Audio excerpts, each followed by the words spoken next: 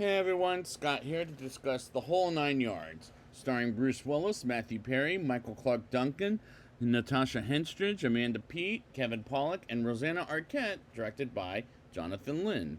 Now, I remember watching this as, 12 years old when I saw this thing for the first time. And what did I think of it? I remember it being pretty funny, but will it be holding up to this day? Let's get into it. Oz Ozeransky, played by Matthew Perry, is a dentist as he brushes his teeth in the morning as he's married to someone who doesn't seem to care for him, named Sophie, played by Rosanna Arquette, who asks for $5,000 for what reason? She's a money-hungry bitch. As Oz seems miserable with Sophie, and at one point at lunch break, his assistant Jill, played by Amanda Peet, says to divorce her ass, as she's not a good person and people say she's not good to him, which seems exact after the way she treats him horribly. While Oz asks for a hamburger without mayonnaise, but they live in Canada, so they slap the fucking mayonnaise on the burger. And I've been to Canada once, but I don't remember if they don't slap the fucking mayonnaise on the burgers, which I don't eat hamburgers anymore, so I can't tell you if they do it or not at all, which was amusing. And after the day is over, Oz meets his neighbor who happens to be a murderer named Jimmy the Tulip Tudesky, played by Bruce Willis, and welcomes him to the neighborhood. And sees the tulip tattoo, and he freaks out, and I like these characters except for Sophie, as she comes off like a bitch to Oz in the first place, but the other characters are likable. Jimmy forces Oz to show him around the whereabouts of Canada, while Oz is nervous around him, and they go to a touristy place. And the cinematography was decent, and I liked the way Canada was shot throughout the movie, as it looks pretty. And when Oz gets home, Sophie demands him to go to Chicago to tell some gangsters where Jimmy is at as a trade for their divorce, and she convinces him to go. And this is not a very good reason to get a divorce in the first place, as she wants her father's debt to be paid. While Jill asks Oz to get laid in Chicago, and after Oz goes to the airport, Sophie goes to Jimmy's house and says her husband is going to Chicago to get rid of Jimmy. And the script is fine and pretty humorous. Oz gets to Chicago and meets Frankie Figs, played by Michael Clark Duncan, whom I actually miss seeing in the movies nowadays, may he rest in peace, as he beats up on Oz.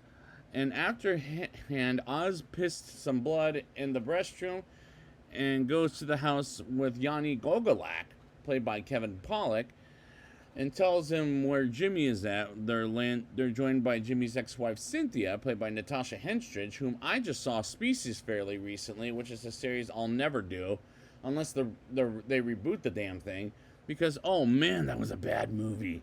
But here she comes off attractive, and the editing made this movie go by so fast to a point I like it quite a bit. And Oz warns Jimmy to get the hell out of Canada, and Jimmy knows Yanni is going after him, but he prepares for war against Yanni. And I like how calm Bruce Willis is, as his performance might be his last decent one in my opinion, I'll say at best.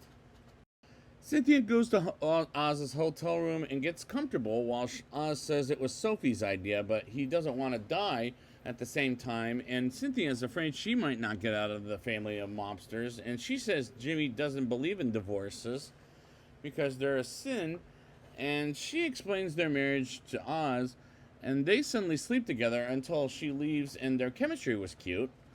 Oz goes back to Canada with Frankie and goes to Jimmy, and Jimmy and Frankie hug it out, or pretend to. I'll explain why later.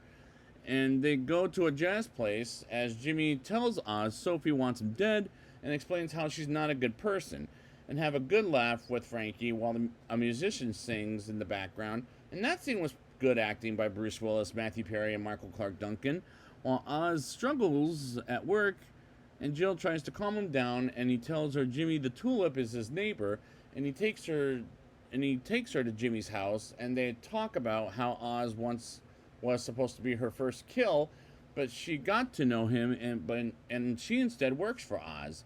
And I really like how we get to know the characters from the start to finish.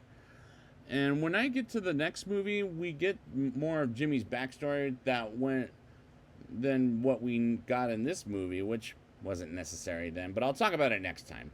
Jimmy hires Jill to kill Yanni, and she accepts right off the bat and learns Frankie and about Yanni and Cynthia, as well as others coming to Canada, while Oz tries to call Cynthia twice and tells her not to go to Canada, but the second time was too late and thinks of a way to keep her alive while running back to Jimmy's place. And that was hilarious. What was hilarious was Oz is running into the window. Meanwhile, Sophie humps another man's ass to kill Oz for a lot of money. And Frankie meets Jill, and she gets Oz to start the mission. At this point, I'm very entertained. After Yanni and Cynthia and others arrive, they wait till nighttime to kill Jimmy when he's asleep, while Oz makes too much fucking noises, and Jimmy does eventually get to lights out, and they pack up some heat, while Sophie and Oz's killer gets to the house, while Oz and Cynthia look at each other for news reasons, while they're warning each other they're going to kill you, and Frankie and Yanni and his goons go to the house where Jimmy lives and are approached by a naked Jill as Jimmy shoots at them dead, and Yanni as well as Sophie's killer for Oz, but Frankie doesn't die, while Oz and Cynthia leave the house, so Jimmy doesn't kill Cynthia, and Sophie runs out of the neighborhood with Jill getting dressed, and they learn Jimmy killed the cop who happens to be Oz's killer. And Oz falls in love with Cynthia, and I really like the movie for what it is. Jimmy is upset with Oz because Oz is in love with Cynthia, and she falls for him too. And Jimmy calls Oz and tells him how disappointed he is with Oz, and burned the body of the cop near his office as Oz hides Cynthia on a boat, and he goes to his dentist office and meets up with Frankie and Jill and Jimmy and puts some stuff in the cop's body, like new teeth, and burned the body in Oz's car. And the scene was nice and well put together, as is the tightness of this movie, as it works for the movie. A couple of cops get to Oz's office, and they go to Jimmy's place as it's empty, and they frame the cop and Sophie for wanting Oz dead, and she gets arrested in what serves her right because she was such a bitch to begin with. And Sophie blames Jill for not killing Oz in the first place, and we move on to Oz dealing with Jimmy and Frankie by going in a taxi cab and going to the marina to get on a boat, and eventually Jimmy almost kills Oz, but instead kills Frankie, and Cynthia deals with Jill, and she takes Jill to a bank, and they get the money and go their separate ways, and Jimmy and Jill get married, and as does Oz and Cynthia, as the climax was a pretty good bow tied to the characters until they decided to make the whole 10 yards, which I'll talk about next time. But was this movie good? Let's talk about it in a rating. I'll give this movie a 7.4 out of 10. The humor is amusing, while I like the characters except for Sophie, as she comes off like a bitch to her husband, Oz, throughout, and the cinematography was decent throughout the movie. And I like the way Canada was shot throughout the movie, as Canada looks pretty, and the script is fine and pretty humorous. The editing made this movie go by so fast to a point I like it quite a bit.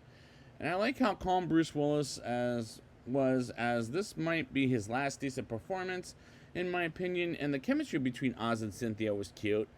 And I really like how we get to know the characters, but when I get to the next movie, it'll be more than what this movie gave me at this point. I'm very entertained with the movie, as the plot is interesting but in a fun way, and I really like the movie for what it is. And this is a recommendation for this movie, as the tightness of this movie was well put together, and it works for this movie, and the climax was pretty good, a pretty good bow tie, until they decided to make the whole 10 yards, and I'll talk about it next time. So I'll be back next time with the whole 10 yards, and until then, tulip.